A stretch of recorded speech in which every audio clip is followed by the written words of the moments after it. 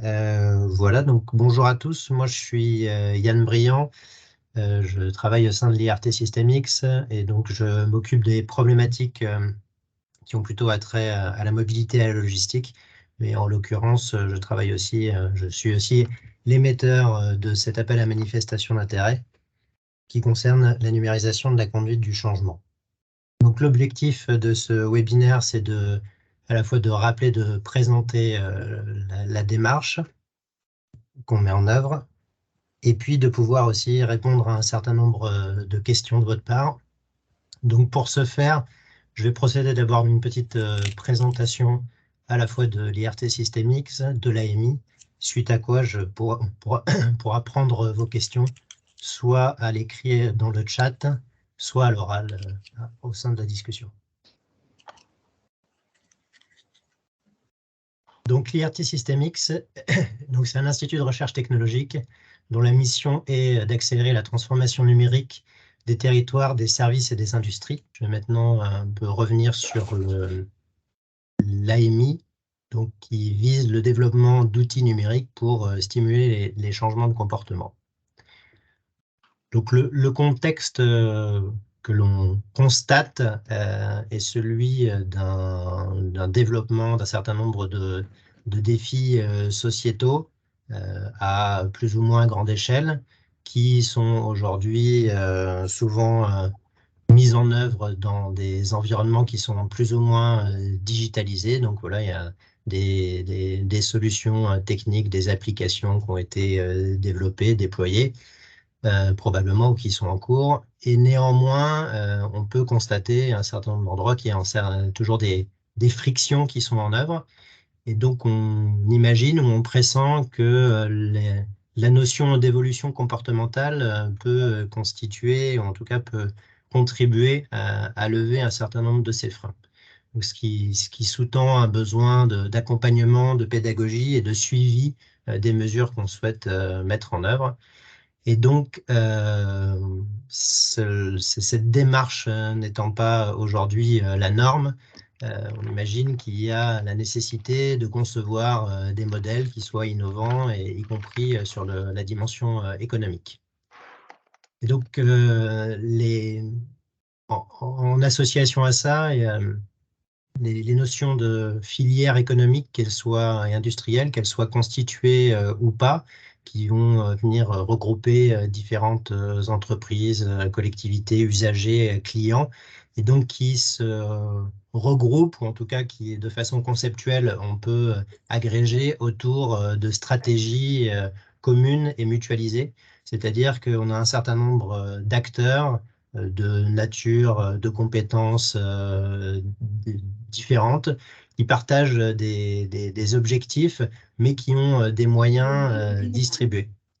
Et donc, face à ce constat-là, on pressent qu'il y a des nouveaux modèles à faire émerger, et donc des chaînes de valeur à amorcer. Donc voilà, c'est l'ensemble de ces réflexions qui sont rapidement synthétisées ici, qui nous ont conduit à émettre cet appel à manifestation d'intérêt, dont voilà, l'objet est de développer des outils numériques pour stimuler les changements de comportement. Donc, sur ces notions de filière économique, l'idée, c'est de faire émerger des méthodes, des outils qui favoriseront ou qui concrétiseront des coopérations à fort impact sur le secteur qu'elles embrassent. Et donc, à ce titre-là, de la même façon, on pressent qu'il y a la nécessité sans doute de développer des approches systémiques des chaînes de valeur que j'évoquais précédemment, de comprendre et de pouvoir apprécier les enjeux de transition au sein d'une filière qui serait basée sur des cibles identifiées et partagées, ce qui suppose aussi qu'il y ait des modalités de gouvernance au sein de ces ensembles d'acteurs qui puissent être mis en œuvre. Et puis enfin, voilà, derrière, des moyens qui soient adaptables et agiles pour créer et implémenter ces stratégies. Alors tout ça est un peu conceptuel, forcément. Mais donc l'objet derrière et la philosophie aussi de cet appel à la manifestation d'intérêt, c'est d'avoir un champ qui soit assez large en termes de thématiques et de technologies pour pouvoir justement faire émerger des solutions. Et donc derrière, en termes de déclinaison plus opérationnelle, les cibles que l'on pressent, mais là c'est pareil, ça n'est pas limitatif, tournent autour de mécanismes d'incitation, de dispositifs qui permettent de fédérer différents opérateurs, de coordination d'organisations qui sont peut-être aujourd'hui distribuées, d'émergence de modèles économiques voilà, qui peuvent s'appuyer aussi sur des objectifs partagés. Et enfin, de dispositifs probablement aussi qui permettent d'utiliser, de valoriser des données donc individuelles. Alors ça peut être individuel au niveau de l'individu, mais au niveau d'une entité.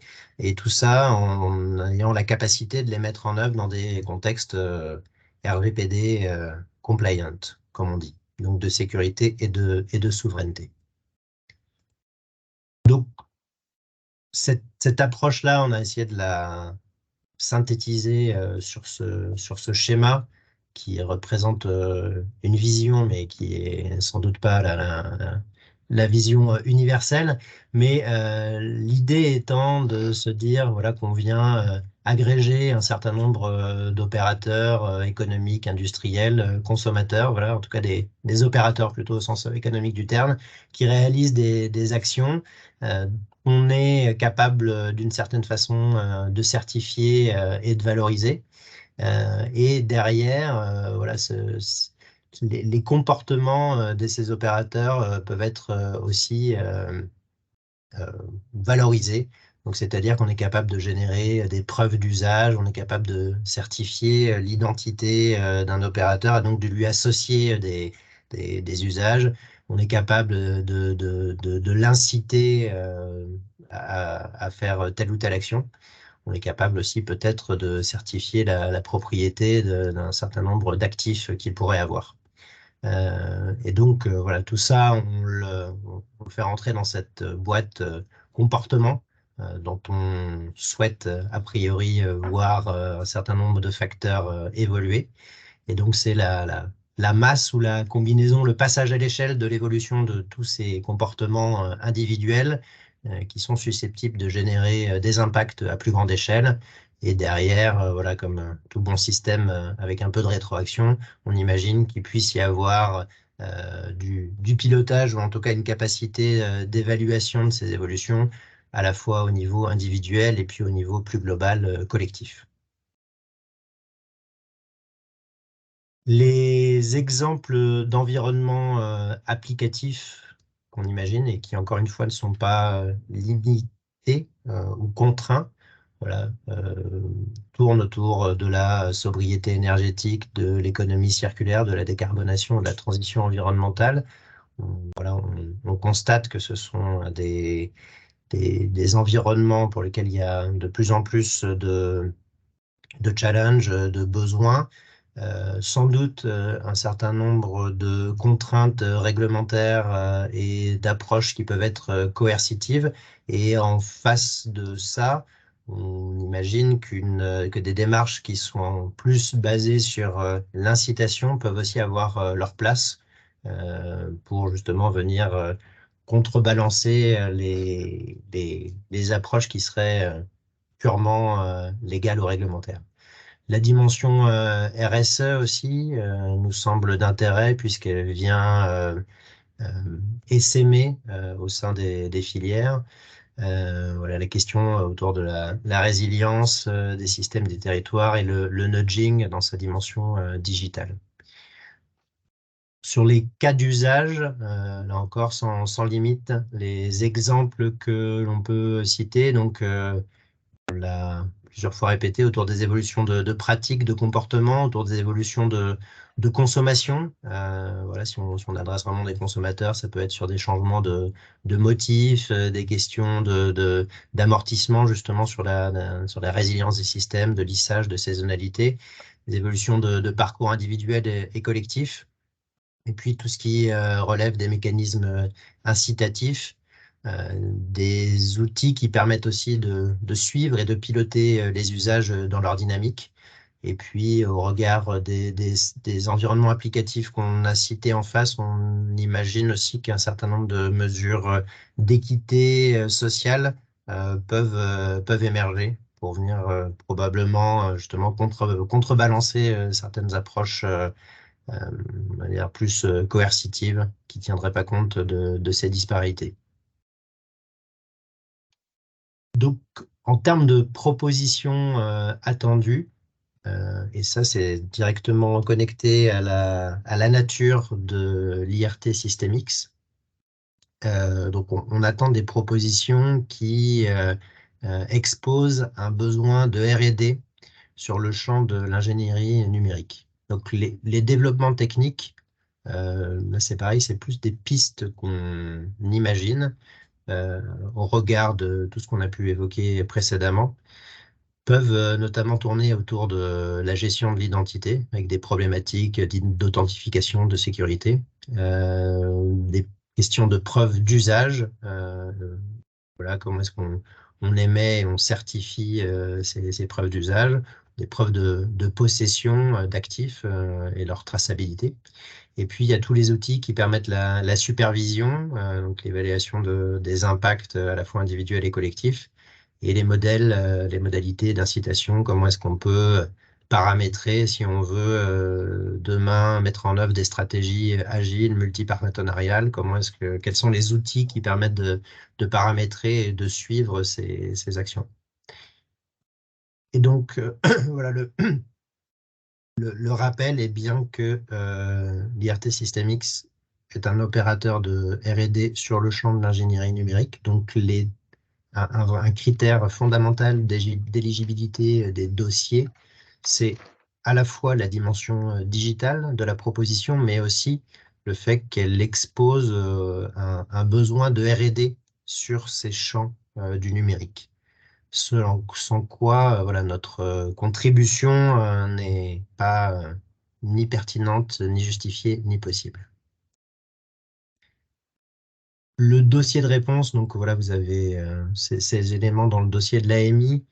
On invite à la fois à faire quelque chose d'un peu compact et synthétique et à le structurer de la façon suivante, à la fois autour des besoins et des objectifs auxquels la proposition répond.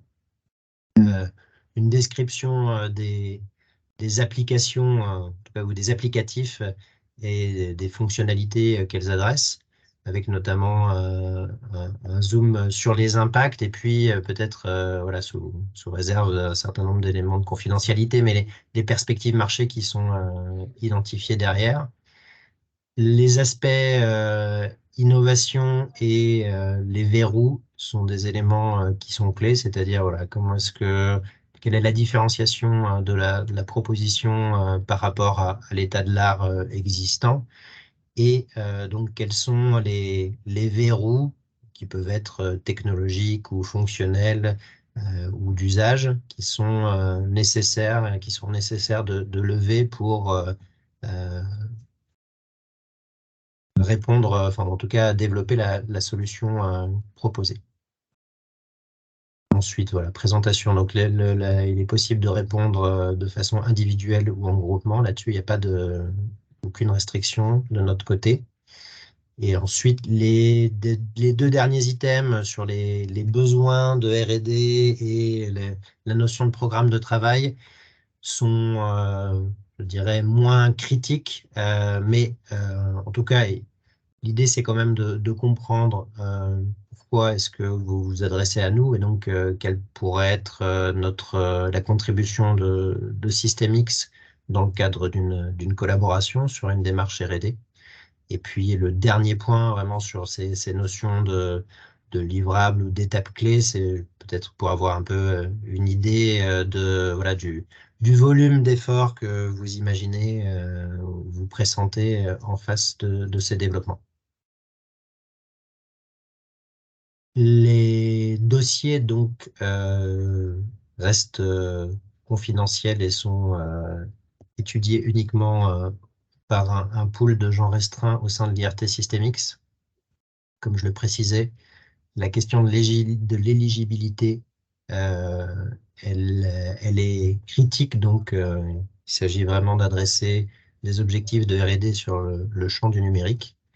Et ensuite, l'évaluation se fera autour des verrous, des besoins en R&D qui seront pointés. Excusez-moi, il y a quelqu'un qui a son micro ouvert, s'il vous plaît, j'arrive pas. Vous êtes trop nombreux, je ne sais pas qui c'est. Okay. Donc, des perspectives derrière de mise en application, et puis voilà, on s'assurera aussi qu'on soit capable, nous, en termes d'expertise, de venir contribuer à ces besoins. Et donc que ça croise nos axes de recherche et développement. Donc ensuite, sur la sélection, une fois que les dossiers lauréats auront été identifiés, les porteurs de projets se verront proposés, sont invités à rejoindre une démarche collaborative que nous porterons au sein de l'IRT. Et donc là, on retombe dans le système enfin, les modalités que je présentais en introduction, à savoir, l'idée, ça sera de rassembler plusieurs entités, plusieurs partenaires, et de construire ensemble un programme de travail, donc en identifiant les tenants et les aboutissants. Donc quand on parle d'une démarche collaborative, ça ne veut pas dire que derrière on va venir croiser ou partager les propriétés intellectuelles de chacun. Donc ça, on sait bien faire ça, on sait bien dissocier les apports, donc ce que les partenaires amènent dans un projet, ce qu'on va co-développer ensemble, ce qu'on va co-développer peut-être en bilatéral, Systemix avec un partenaire, ou en multilatéral s'il y a une pertinence de le faire comme ça. Et donc tous ces aspects-là sont pré-identifiés et prédéfinis au sein d'un contrat de recherche qu'on établit en amont du lancement du projet. Et donc concrètement, les contributions de Systemix dans ces projets de R&D sont celles d'une expertise et d'une force de travail sur le champ de l'ingénierie numérique. Donc voilà, avec des ingénieurs de recherche qui sont compétents en IA, qui sont compétents en modélisation, en architecture logicielle, et donc qui réalisent un certain nombre de travaux. Ces projets, globalement, bénéficient d'un cofinancement, donc PIA France 2030, qui est à hauteur de 40% du budget. Et puis ensuite, dans nos modalités, on a la capacité aussi de prendre en charge une partie des coûts de personnel qui sont donc des personnels de nos partenaires qui sont impliqués sur le projet. Donc l'ensemble des informations est disponible en ligne à l'adresse suivante que vous devez probablement connaître si vous êtes aujourd'hui connecté. Et les dossiers donc devront être remis par mail à l'adresse ami.ncc@irt-systemix.fr avant le vendredi 31 mars à 17 h. Voilà, donc j'en ai fini de cette présentation. Je vous propose de prendre des questions. Alors, je ne sais pas s'il y en a eu en ligne, ou sinon je suis à l'écoute de vos questions.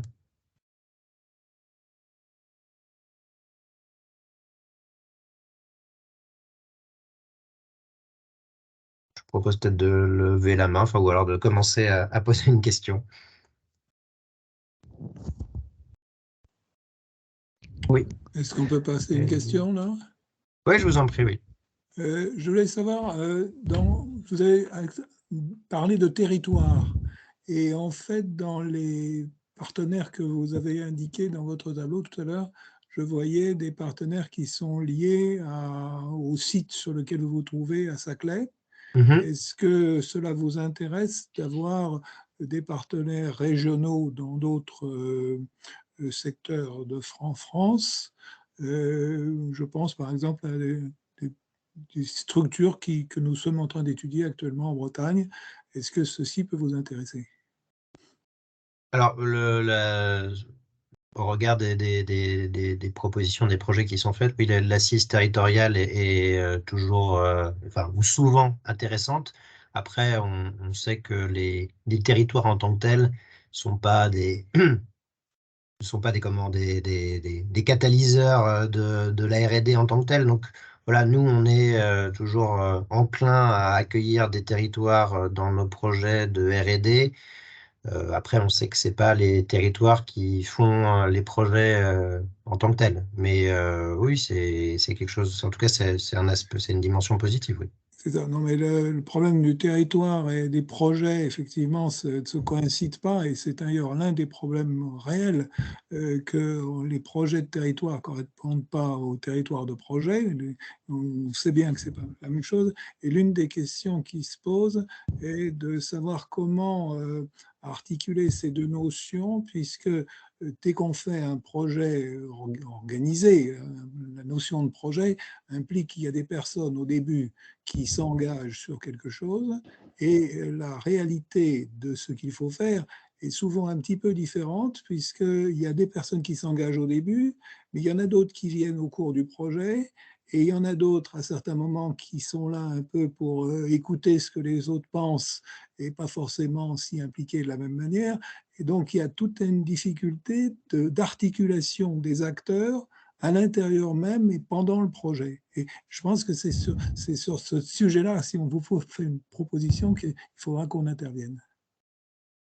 Ok, oui, oui, en effet, on est souvent sur des agendas différents entre la collectivité dans sa dimension technique et politique et l'industriel ou le groupement qui porte une démarche d'innovation. Oui. C'est souvent en effet des timings et des stratégies qui sont pas forcément synchrones. Mais oui, je comprends Les l'intérêt uns et qu'il les y autres se a. méfient mutuellement, et comme on est dans une période où tout est complexe, effectivement, ça accroît le problème de la confiance qui devrait être à l'origine du dossier, mais qui n'est pas. Bon, voilà, merci beaucoup. Je vous en prie. Je vais prendre les questions là dans le chat. Donc la première question sur les degrés de maturité, avancement des projets. Donc si vous êtes familier avec la notion de TRL, donc Technology Readiness Level, qui est une échelle graduée de 1 à 10 selon le principe suivant. Le niveau 1 étant un concept, le niveau 10 étant un projet sur étagère. À l'IRT systémique, on se positionne entre les niveaux 3 et 7. Donc, c'est-à-dire que voilà, nous, on n'intervient pas sur des sujets de recherche fondamentale, et on n'intervient pas non plus sur des projets qui sont vraiment en pré-industrialisation, enfin en tout cas qui sont susceptibles d'atterrir dans la dernière phase de leur industrialisation. Donc on est vraiment entre les deux. Notre mission, c'est de porter dans un contexte industriel un certain nombre d'actifs et de résultats issus de la recherche, un état de l'art plutôt avancé, pour en faire des solutions prototypes à vocation industrielle. Voilà, j'espère que ça répond à votre question. La deuxième question concernait un peu l'éligibilité. Donc, est-ce qu'il y a des critères de taille d'implantation nationale? Donc, il n'y a pas de critères de taille. Par contre, donc, pour être éligible le cadre de nos projets collaboratifs, pour être éligible à un accompagnement, un abondement du programme France 2030, il faut que les entités aient un SIRET et une activité de R&D en France. Enfin, ça concerne plutôt les entités internationales. Mais donc voilà, on s'adresse, nous, aux entités qui sont basées sur le territoire national pour qu'elles puissent bénéficier de la contribution du cofinancement. Après, on n'a pas de problème à travailler avec des partenaires internationaux, donc soit dans le cadre d'autres projets, mais sinon dans ce cadre-là aussi, mais voilà, ils ne bénéficient pas de l'incentive financier. Concernant la durée moyenne des programmes, elle est en effet pluriannuelle, et donc là, il n'y a pas de règle universelle. Voilà, on fait des petits programmes avec un nombre restreint de partenaires qui peuvent durer 24 mois, et puis on mène des gros programmes avec des gros consortiums qui peuvent durer 5 ans. Voilà, je dirais que la moyenne chez nous, ça va être un projet à 5 partenaires qui dure 3 ans, mais ça ne préjuge pas de la taille ou de la surface financière. Donc on a vraiment il y a une hétérogénéité là-dedans. En fait, ça dépend vraiment des besoins qu'il y a en face. Et alors, je vois qu'il y a une main levée. Je prends la dernière question dans le chat. Alors, à ma connaissance, nous n'avons pas travaillé avec la filière textile. C'est peut-être pas très clair ma question. Non, du coup, c'est un peu long, je suis juste en train de la lire en Oui. même temps. Non, mais du coup, alors pour la première partie de la réponse, la filière textile, il ne me semble pas, non. Enfin, à ma connaissance, non. Mais donc, c'est pas parce qu'on l'a pas fait qu'on n'est pas capable, enfin, en tout cas, que a priori, peut-être que l'opportunité ne s'est pas présentée. Ok. Donc après, sur la structuration. Donc oui, enfin, on recherche des partenaires. Après, là, l'objet de cette AMI, c'est justement de pouvoir identifier les partenaires. J'ai pas compris la deuxième. Oui, après, il y a il y a la structuration, donc c'est la recherche de partenaires et puis l'écriture du programme technique. Il y a aussi justement l'écriture du programme. Est-ce que c'est vous, parce qu'on connaît des cabinets qui montent les programmes, qui écrivent des dossiers, est-ce que vous avez cette compétence d'écrire complètement un dossier par rapport notamment à la recherche de financement dans le cadre d'appel à projet en fait? En fait, nous sommes le portail de financement. Donc, voilà, c'est ça. c'est nous le guichet de financement. Donc, quand on monte le projet, on écrit tous ensemble le programme de travail technique. Ouais. Et puis après, voilà, nous, on a un modèle contractuel qu'on soumet aux partenaires. Et l'idée, c'est qu'on contractualise tous ensemble. Voilà, on élabore ensemble le programme. Et après, si vous voulez, nous, l'IRT, enfin les IRT de façon générale, sont sous la double tutelle du secrétariat général à l'investissement et de l'Agence nationale de la recherche. Et après, donc, on a un conseil d'administration qui vise les projets qu'on monte, mais voilà, on sait dans quel domaine on est éligible. Donc voilà, après, il n'y a pas, nous, on est le guichet unique, si vous voulez, il n'y a pas d'étape supplémentaire pour aller rechercher du financement.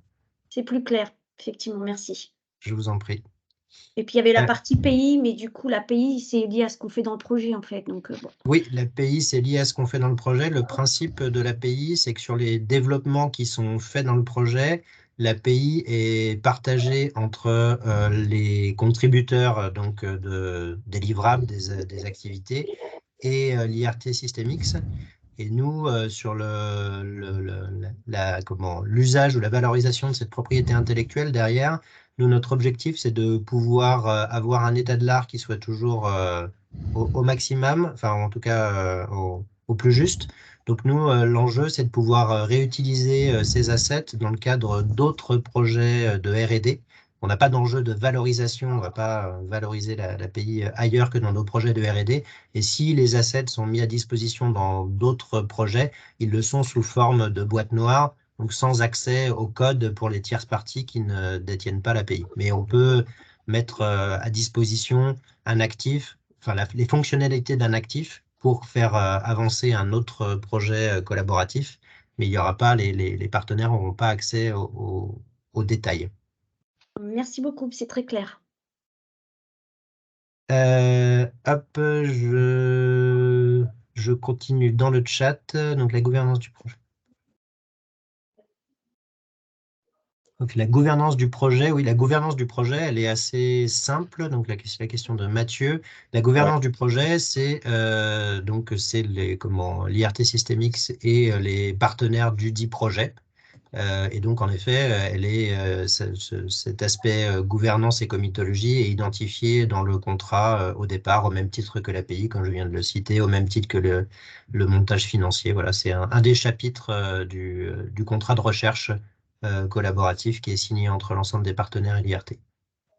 D'accord. Ma question, elle concernait aussi le livrable, parce qu'il y avait une dimension d'écosystème et de développement à l'intérieur d'une chaîne de valeur, d'un résultat qui permettrait de structurer en fait la filière et de produire au sein de cette filière des externalités, soit d'impact, soit de coopération. Est-ce que du coup, ce livrable, enfin, la capacité d'accompagnement que vous avez, elle intervient aussi dans la structuration d'un modèle économique autour ces nouveaux modèles économiques des communs, par exemple, ou de modèles de coopération, type coopérative, etc., ou même de mise en œuvre d'un modèle économique lié au produit qui est généré, c'est-à-dire une société, quoi. Ouais, alors, ok. Du coup, dans la question, la dimension économique, c'est quelque chose qui peut être exploré. Nous, on aime bien avoir des approches transversales, donc pas faire uniquement du développement logiciel ou de l'IA, et donc pouvoir travailler avec des académiques qui sont compétents dans des domaines connexes. Donc voilà, les aspects économiques peuvent en faire partie. Après, non, sur la deuxième partie de la question, non, nous, on ne va pas accompagner les structures pour monter une entreprise ou en tout cas faire atterrir une structure économique qui porterait les résultats qu'on aurait développés ensemble. Ça, on ne fait pas ça, non. Très clair. Ok. Est-ce qu'il y a donc, je prends la question de Nicolas, est-ce qu'il y a des contraintes sur la composition des partenariats? Non, il n'y en a pas. A priori, non. Ah, voilà, on n'a pas de contraintes. Nous, après, comme je le disais, comme je l'évoquais, on voit un intérêt sur ces sujets. Enfin, on imagine qu'il y a un intérêt sur ces sujets à venir coordonner des filières. Donc voilà, s'il y a des réponses qui sont constituées autour d'un certain nombre de partenaires qui représentent un peu cette notion de filière, c'est très positif. D'accord, parfait, oui. Est-ce qu'il faut avoir... Pardon. Est-ce que des pôles de compétitivité peuvent être partenaires? Alors moi, en l'occurrence, moi je suis un centre technique industriel, donc on s'occupe de la filière textile. Mais effectivement, textile habillement qui a un niveau de maturité assez faible, malgré tout par rapport à d'autres filières. Est-ce que c'est quelque chose qui peut être d'intérêt d'essayer d'augmenter le niveau de maturité par rapport à des sujets cibles? Comme vous disiez, en notion de filière. Et est-ce que les pôles de compétitivité peuvent être partenaires ou ils peuvent labelliser uniquement le projet que l'on souhaite mettre en œuvre? Donc, oui, les filières, quelles qu'elles soient, sont les bienvenues dans cette démarche, surtout celles, en effet, pour lesquelles vous constatez qu'il y a peut-être un déficit sur ces sujets-là. Donc, voilà, c'est vraiment l'idée, c'est de les accompagner. Ensuite, les pôles de compétitivité, ouais, les consortiums constitués pour mettre en œuvre des projets, enfin vraiment la terminologie, c'est réaliser, mettre en œuvre des projets de R&D.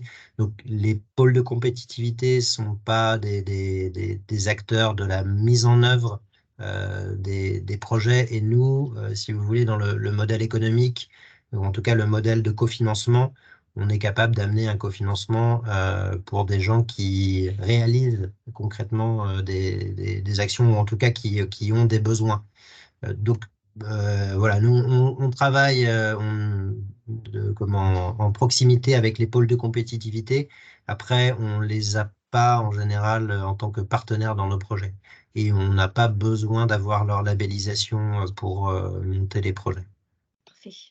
Merci.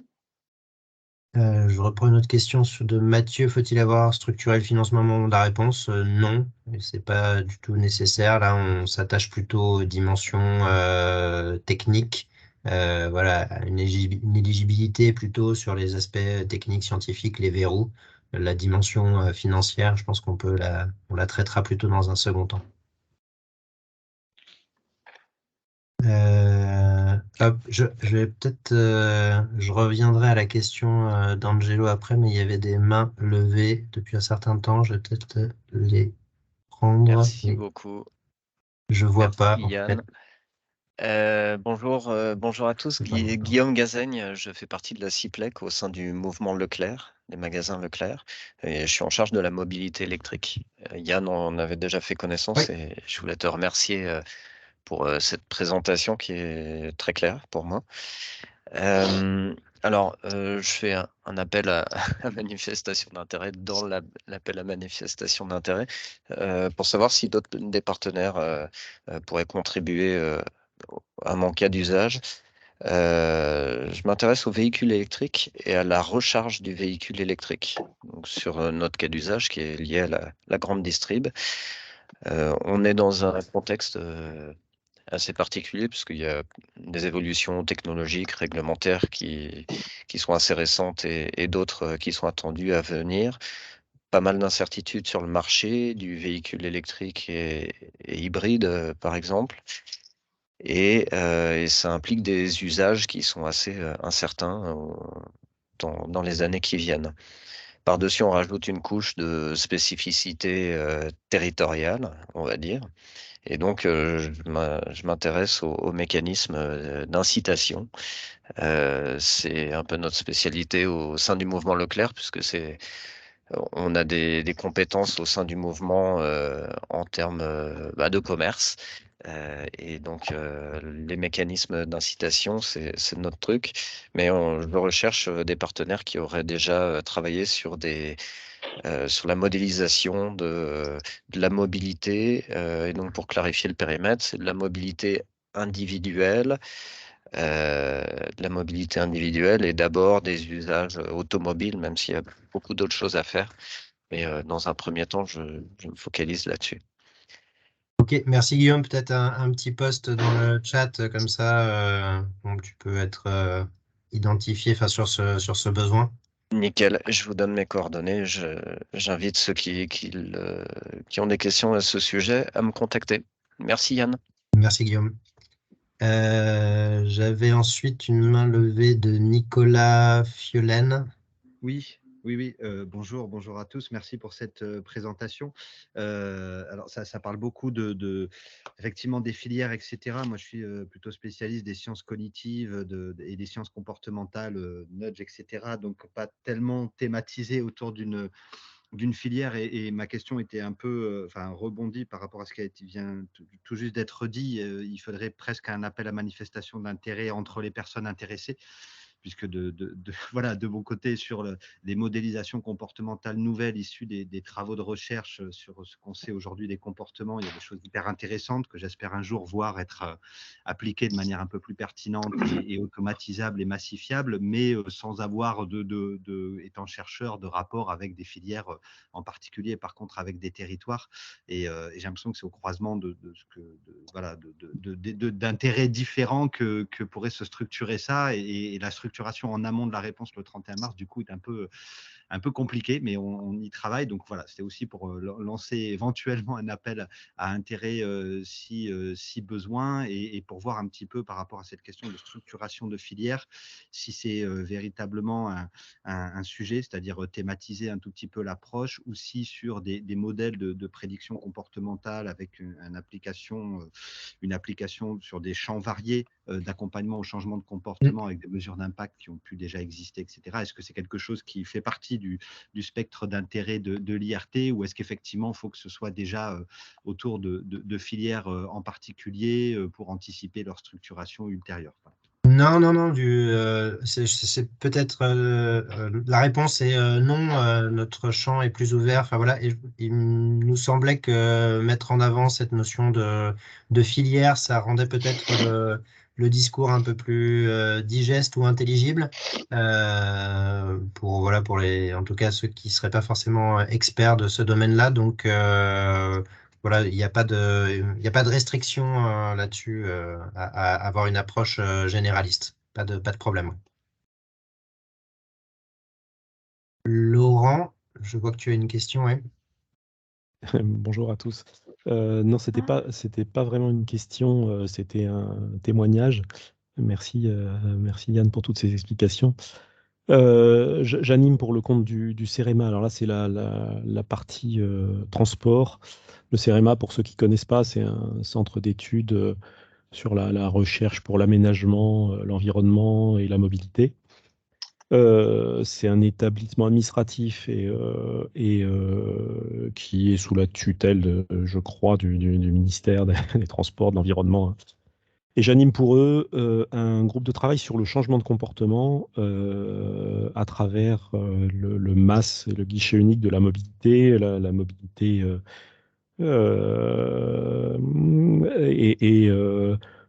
c'est difficile de faire changer les comportements. Ça fait longtemps que, et je crois qu'il y a plusieurs acteurs d'abord du groupe de travail que j'anime présents ici et de la mobilité aussi présents dans cette réunion.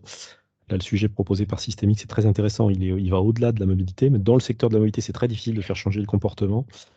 Donc, je vais vous poster un petit peu. C'est plus, voilà, pareil. J'interviens juste pour dire, voilà, il y a si vous voulez fédérer des filières, je me mets à votre disposition aussi. Je vais vous faire un petit message là pour vous donner quelques éléments. Dans ce groupe de travail, il y a 3 sous-groupes dont la fiche complète, le groupe de travail, il y a une quarantaine d'acteurs qui travaillent sur le changement de comportement de la mobilité. Il y a pas mal l'objectif, c'est de faire un livrable qui soit un guide sur le sujet. Il y a des collectivités locales, des industriels, des producteurs de soft et ainsi de suite. Donc c'est très divers. Il y a un groupe qui... Alors là, j'appelle à peut-être un petit appel. S'il y a des personnes intéressées, vous pouvez m'écrire. Il y a un groupe qui va démarrer sur les étapes du changement. On ne change pas du jour au lendemain, on ne passe pas d'une voiture au transport en commun, vélo et autres comme ça d'un coup. Mais comme quand on arrête de fumer, il y a des étapes pour changer. Donc il y a un groupe de travail qui va travailler et qui démarre. Donc s'il y a des gens qui veulent s'inscrire à ce groupe de travail, vous pouvez toujours m'écrire. Voilà. Je vous poste, mais c'est tout ce que je voulais dire. C'était pas vraiment une question, désolé Yann. C'était Non, pas de souci, ok. Mais une voilà, info, si les jamais AMI dans l'AMI voilà. sont bienvenus. Voilà. Bon, c'est aussi des thématiques de mobilité sur lesquelles on a un certain nombre de références au sein de l'IRT. Donc voilà. On serait ravis de voir émerger un sujet sur ce champ-là et sur d'autres champs aussi, la filière textile par exemple et la mobilité. On pourrait mixer tout ça, ce serait très intéressant. Merci Laurent. Je reprends le fil des questions. Donc Angelo Forno sur le financement. Donc oui, 40% des coûts de personnel, donc oui, des coûts globaux du projet, mais on prend globalement en charge surtout des coûts de personnel. On n'est pas vraiment un outil pour financer du matériel.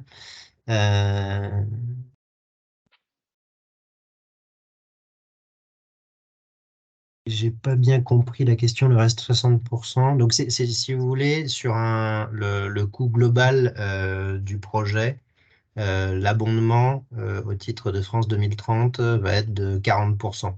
Donc, voilà, il va y avoir 40% du montant qui va correspondre à du financement public. Et les 60% restants donc, sont à la charge des partenaires. Et donc, il y a en plus une modalité supplémentaire qui est la prise en charge d'une partie des coûts de personnel par le projet en tant que tel. Donc, il n'y a pas de template dédié pour ce dossier-là. Mais voilà, c'est c'est globalement une équation autour voilà, de la prise en charge des ressources humaines. Je continue les questions. Le budget moyen d'un projet type. Non, du coup, comme je vous disais, j'ai pas de budget moyen vraiment. Enfin, ça va. Il n'y a pas de projet type en fait chez nous. Voilà, on travaille à la fois avec des startups et puis avec des grands groupes industriels du CAC 40, donc qui ne mobilisent pas vraiment les mêmes moyens, vous vous en doutez, sur les projets. Donc voilà, c'est une question d'échelle et d'ambition en face, hein, forcément. Enfin, donc, il n'y a pas de référence là-dessus. Faut regarder ce qu'il est possible. Enfin, voilà, les, les cibles que visent les partenaires et les moyens qu'ils sont capables de mettre en face. C'est comme ça qu'on construit les projets. Je prends les questions suivantes. Sera-t-il possible de suivre les projets sélectionnés dans le cadre de l'AMI, leur réalisation, leurs conclusions? Oui, alors donc nous, on est transparent sur on va dire le montage et les thématiques générales des projets. Après, ensuite, sur les résultats, ça, c'est à la discrétion de nos partenaires. Voilà, il y a des sujets pour lesquels nos partenaires souhaitent communiquer et promouvoir largement les résultats. Il y a d'autres thématiques sur lesquelles ils souhaitent préserver la confidentialité plutôt pour des contraintes voilà, industrielles. Donc, y a-t-il un modèle ou un bon exemple de candidature qui puisse nous inspirer? Non, voilà, le bon exemple, le bon modèle, ça sera le vôtre. Non, il n'y a pas de modèle. Voilà, on a essayé de proposer un cadre de réponse qui soit pas trop exhaustif. Donc, l'idée, c'est d'appuyer sur les bons curseurs. Mais non, désolé, on n'a pas de best practice sur le sujet. Est-ce qu'on a déjà travaillé sur les domaines de formation, éducation, enseignement? Alors, voilà, on a un certain nombre de chercheurs qui font de l'enseignement au sein de l'IRT. Donc, on travaille, oui, on a forcément un intérêt sur la notion de formation. Après, si la question c'est l'instrumentation ou l'outillage de la formation, à ce titre-là, non, on travaille plutôt sur des principes de conception industrielle, mais sur la formation, non, pas forcément. Enfin, en tout cas, sur le support à la formation, si c'est ça la question, il ne me semble pas qu'on soit intervenu là-dessus. C'est effectivement le problème parce que la formation, mais aussi l'apprentissage, mais aussi tout un tas de matières qui nécessitent une sensibilisation avant de former des gens ou qu'ils acquièrent des compétences, y compris par l'action elle-même. Tout ça, c'est une continuité qui, en fait, est pas évidente et qui se heurte à la structure même des établissements de formation. Et donc, ils sont en général assez spécialisés et ils sont perturbés quand il faut faire d'autres choses que ce qu'ils avaient l'habitude de faire.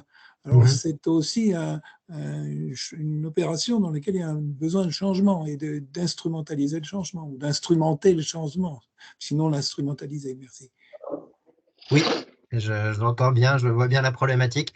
Et là encore, à ma connaissance, nous, on n'a pas de référence sur le sujet, mais voilà, pour peu qu'il y ait une dimension R&D numérique adossée à cette problématique, je ne vois pas de problème à ce qu'on regarde comment la traiter. Oui. Merci.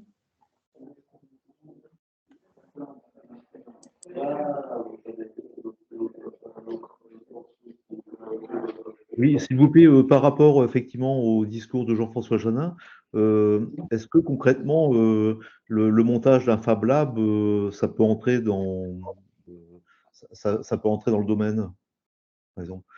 Le montage d'un Fab Lab. D'un Fab Lab sur les objets connectés, par exemple, les petits systèmes informatiques qui nous permettent justement de changer les comportements dans la gestion d'énergie, etc. Donc, c'est un apport de formation.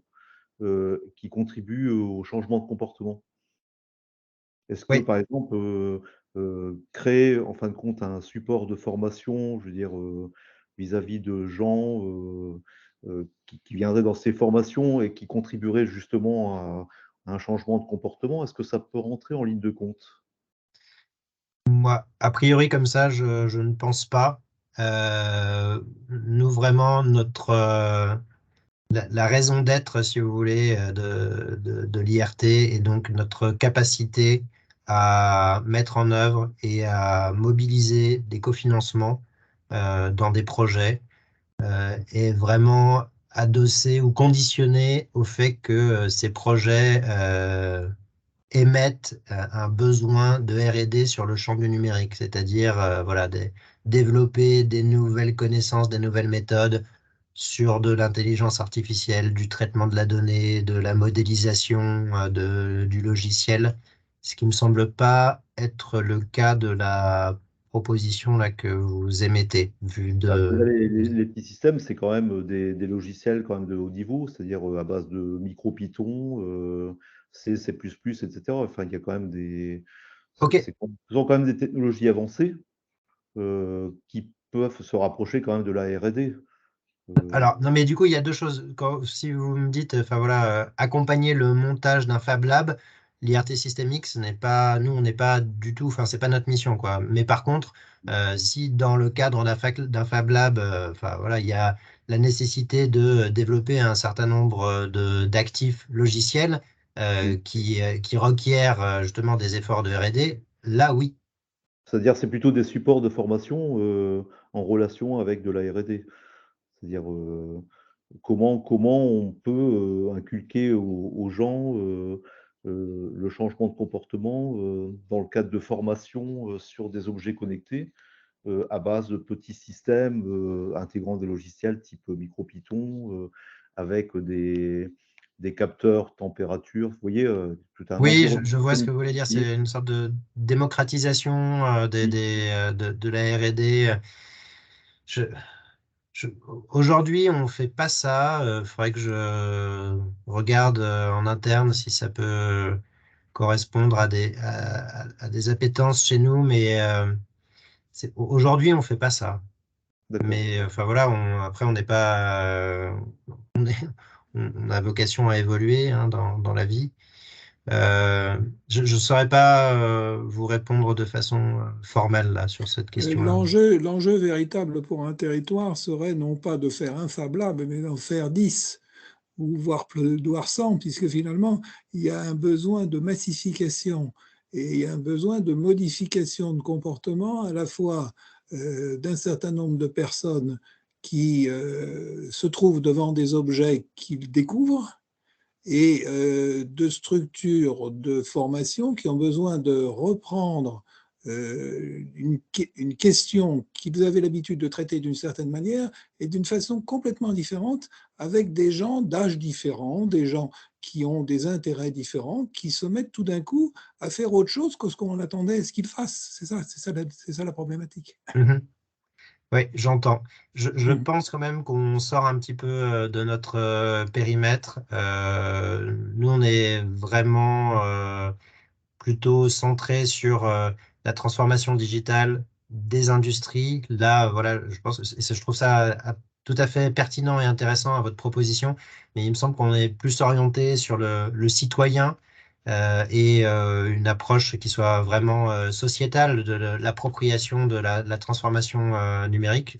Il me semble que c'est, à titre personnel, je pense que c'est vraiment Oui. nécessaire et passionnant. Je suis pas certain qu'on soit, nous, en capacité. Enfin, après, je vous enjoins peut-être à faire à répondre à l'AMI de façon un peu simple en exposant ça, mais je vous donne mon point de vue comme ça ici dans la discussion. Je suis pas certain qu'on soit l'entité la plus appropriée pour vous accompagner là-dessus.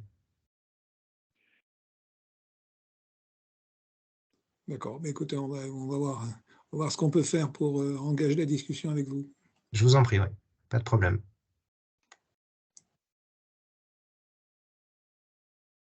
Très bien. Est-ce qu'il y a d'autres questions? On arrive au terme de ce webinaire.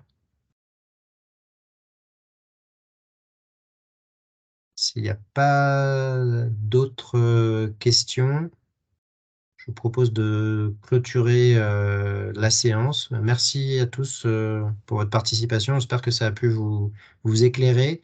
Et puis, voilà, si vous avez d'autres interrogations complémentaires avant le 31 mars, n'hésitez pas à nous envoyer un mail et on veillera à y répondre. Merci. Merci beaucoup. Bonne journée. Bonne journée. Au revoir.